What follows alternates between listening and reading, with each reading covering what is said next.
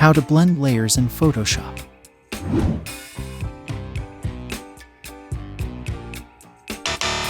Stop doing this. Instead, try this.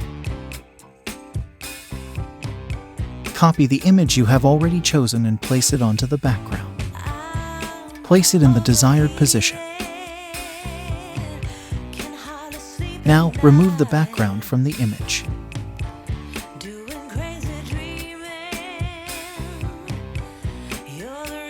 Select the pixels from the layer, then click on the background layer.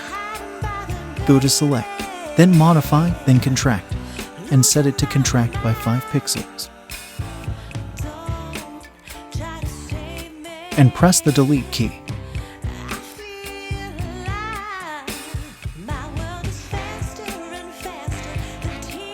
Now, select both layers. Go to Edit, then choose Auto Blend Layers, and select Stock Images.